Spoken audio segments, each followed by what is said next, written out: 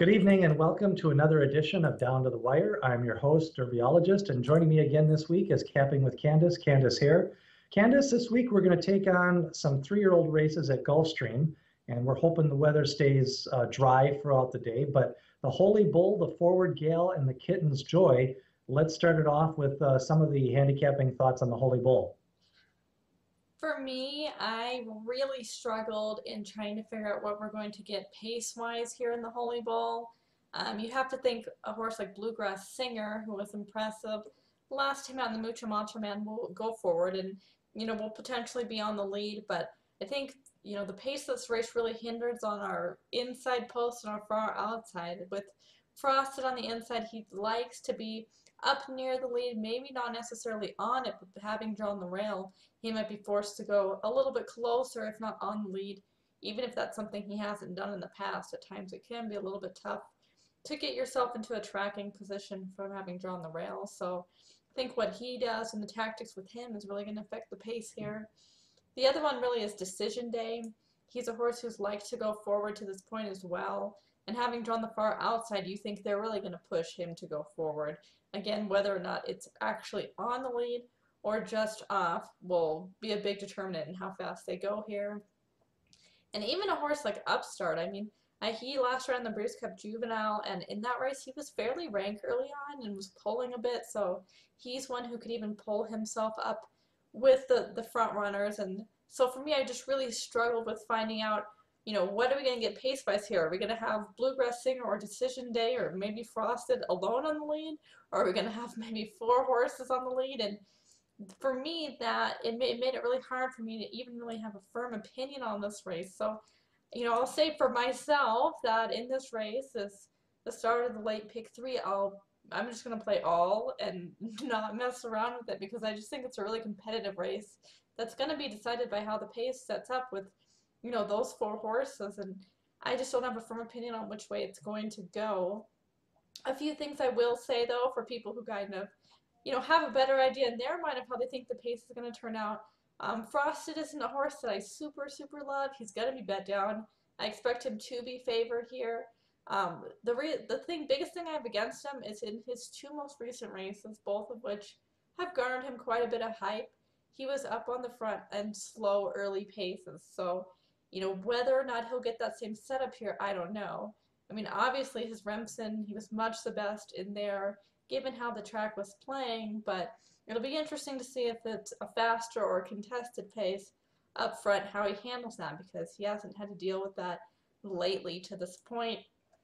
The other horse I'll make note of is Bluegrass Singer. It seems like a lot of the talk I'm seeing on him is people, really not expecting him to stay the distance, which is pretty odd to me, actually. He had a half-sibling who won 5 from 11 in dirt routes, and he looked plenty fine last time out going a mile, so I don't think that this mile and a 16th distance is going to be any problem for him. So I certainly expect him to stay. How fast they go is going to determine how well he does, I think. And Dom the Bomb, I think they've said at this point he's probably going to go Hutchinson, so he'll probably be the one scratching out of the race. Yeah, I came down with this race as being pretty much dominated by the class horses. I think what we've seen the last couple of weeks is that the quote-unquote new shooters or the maidens going up in class, they really are just outclassed. So to me, it came down to quickly between Frosted, Upstart, and First Down. I'm going to go with Frosted. I think he's a legitimate favorite here. Everybody knows about the Remsen, but the race before when he drew off against Aldrin, pressed the pace that day and drew off. He also has a second to First Down in the race before that. I think he's well bred. I think he's well met in this spot. He's got a nice 4 furlong workout the other day, and he draws inside. So I think they pretty much got to go, and I think a mile and a 16 shouldn't be no problem. Both the first mare and the second mare both have some good stamina in that pedigree. Upstart is a New York bred, but he's really got a nice pedigree. I think class-wise he fits right in here. The trainer kind of said there may be 1 work short, but the clockers were raving about his workout last week. And then a horse of mine is First Down. I was very impressed with this horse in his maiden win, and he got pounded in Vegas right after that win. He ran a 116 and change. He was bet hard that day, made a mid-race move, and I think he bled in that last race. He gets first Lasix. I think he's the one that's going to float up a little bit. So if there was a horse that I thought might be able to upset the apple cart, but I think there's probably a 90% chance that one of those three is going to win. I'm going to lean Frosted, but I respect Upstart, but I think this is the first of a three-race campaign for them. And I think First Down could bounce back with a big race in this spot. I think one interesting thing too about this race is you have two horses in here who really have been touted by different types of handicappers. So when you look at a horse like Frosted, he's kind of become like the trip handicapper's baby, coming off of that Remsen, running as well as he did against the bias. And then, Upstart has really been kind of the guy all the Sheets players are talking about. He apparently got a really big figure for his Breeders' Cup juvenile run. So it's kind of interesting to get the two perspectives and potentially our two favorites in this race. The next race is the Forward Gale. Now, this is for the fillies, and these horses are going to stretch out. Today, though, on Saturday, they'll be going 7 furlongs, and I saw a lot of speed in this race. I did as well. So for me, I was really trying to lean towards horses who at least have shown an ability to win, having been just off the pace, but not too far back. I think, I think we're going to get a pace collapse here, but at being 7 furlongs, you still want to be close. So one who I landed on here was, whoa, Mama Mia Maria. She breaks from the 9 post. She finished second to Enchantress last time out after breaking a step slow. Won her race before that, and she seems to be a filly who really fits going this distance, being by Quality Road. So, she is one who I think, she's shown an ability to win, having been a little bit off the pace, but fairly close, and has faced good competition to this point, so I don't think that this is a stretch for her. The other one who I'm going with is Skip Alute. She's the daughter of Midnight Lute. She finished second to Take Charge Brandy out at Delta. Last time out, she just seems a very consistent type, is always in there at the end, occasionally maybe more the beginning of her career kind of found a few too good, but at this point just 3 seconds in a row, and we'll see if maybe a little bit quicker pace can help her out as far as getting her over the top to finding a win. The last one I will use is a horse who does like to be on the pace, but that's Enchantress, and pretty much the reason I'm using her is because even though there is a lot of speed in here, she's a horse who's been bet every time. And she just kind of has that look to me of like that Pletcher horse that just doesn't lose at Gulfstream. Yeah, that's kind of what I'm thinking. Now, I specifically spent some time watching all three of Enchantress's races, and I still can't explain that loss. Did you find anything in that replay that, because the 2 wins were dominating, and then the loss is a mystery to me, and normally I can find something. Yeah, it was a little weird because even if you look at it, the track was slightly downgraded. It was a good track, but her breeding, that shouldn't be a problem for her in the slightest as well. And she really was done in that race early on. So, yeah, I'm kind of with you. I'm not sure what happened there, but, at least she bounced back from that and won pretty nicely last time out. So, yeah, it was one of those just kind of, maybe if you forgive it and just think, she just didn't have it that day, because, yeah, there wasn't really an explanation I found either. Yeah, I don't think it was related to trip. It could have been one of those things like swallowing a tongue or anything like that. Now, Taylor S. bounced back with a monster victory the last race. Dale Romans has been talking pretty highly of this horse, and both of its wins have been pretty big, and I just don't think she liked or was ready to go a mile in that Rags to Riches. Cutting back to 7 seems to be right up her alley in the spot. I've got her second, but I could see her winning this race as well. Yeah, no, I agree, and that's it. That's the interesting thing about this race. Is I think when you first look at it, I mean, there's 3 horses coming in here off really big wins, and it's her and Seduir and Enchantress, and they all want to be on the lead, and so it's what's going to make this race really interesting, because I think all 3 of them are classy fillies, but you just think something's got to give a little bit up there up front. Now, the one horse that I'm downgrading a little bit for a couple of reasons is Sudir. I thought the last time she caught a track that she really liked, and I remember that race, there was a lot of speed on paper, and then all of a sudden she was up by 2 and just kind of freaked on the front end. Now she's got a ship all the way from California to Gulfstream, which we don't see happen a lot this time of the year.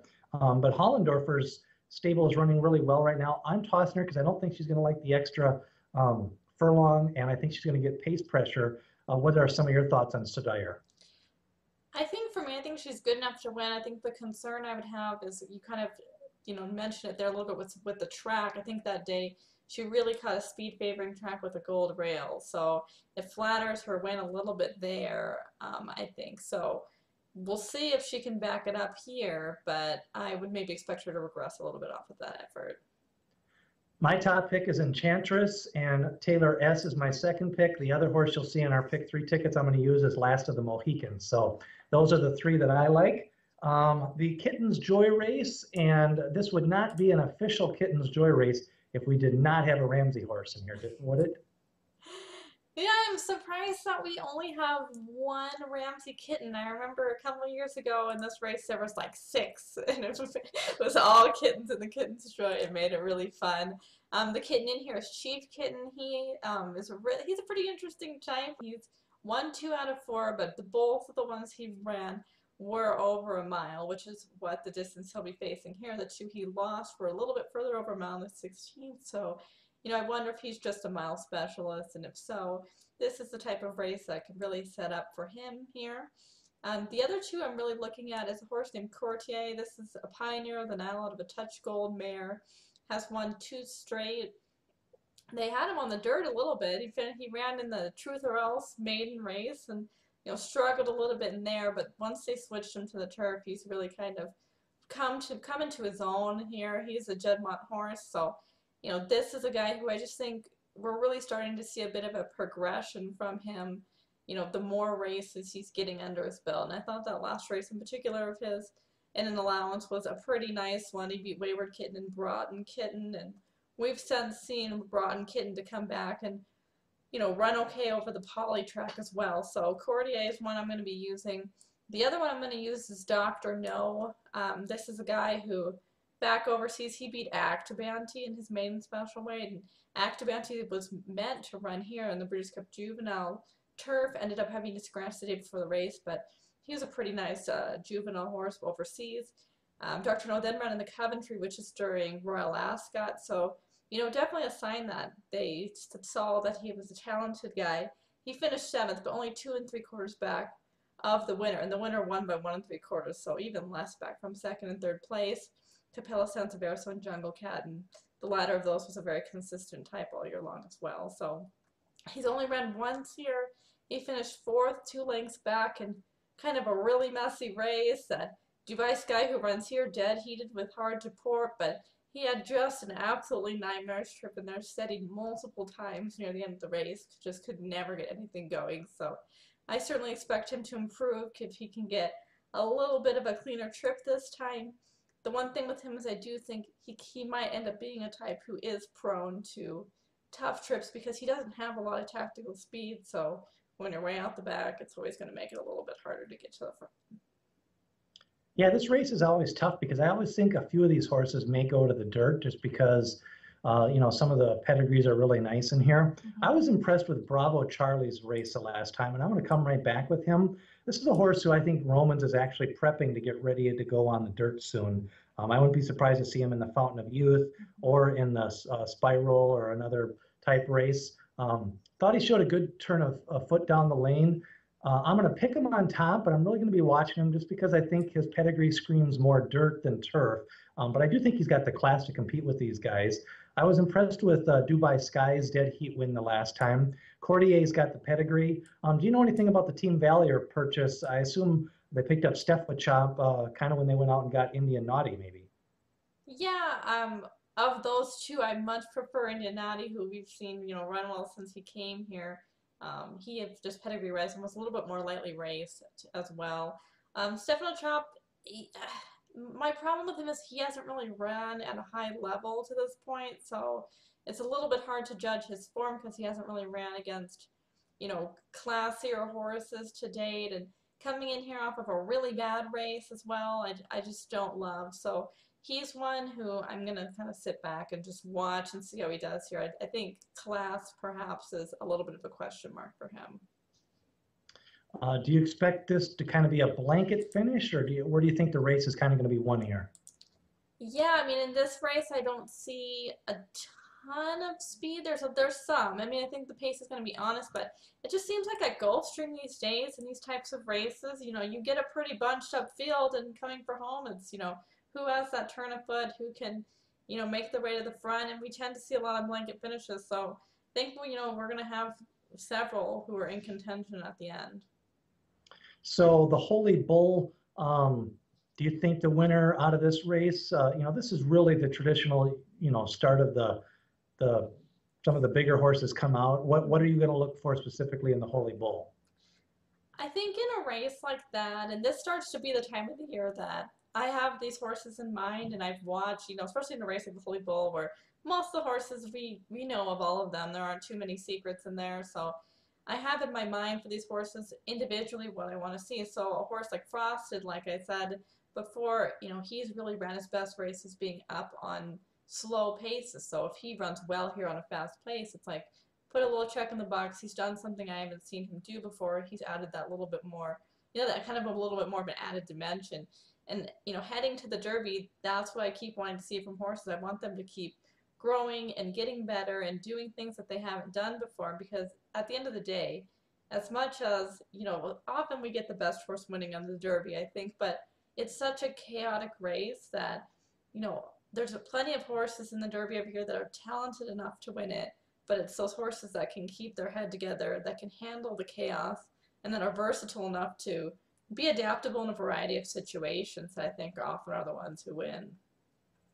Yeah, I think, for me, there's will be a few horses that run themselves out of my top Mm-hmm. 25 rather than maybe into my top 25. I think Upstart, anything in the top four will be okay. First Down, I would like to actually see a nice race because I think he's got that maiden win was too good, so I'd like to see him run good. But I'm expecting Frosted to win. But even if he runs second or third, I don't think it hurts him in the big picture unless it's Mm-hmm. a really he fades really bad or bears out or does something that you don't expect. So I think we're going to see some good races. I think the Forward Gale could kind of sort out some of the speed horses. I'm not sure which ones are going to come back to the Devona Dale or not. Yeah. And then I do think a few of these turf horses might try dirt later on down the trail as well. The 9th, 10th, and 11th, those are the three races this week. We're going to be posting our pick three picks and then also read our blog for some other races on the weekend. That's going to do it for another edition of Down to the Wire.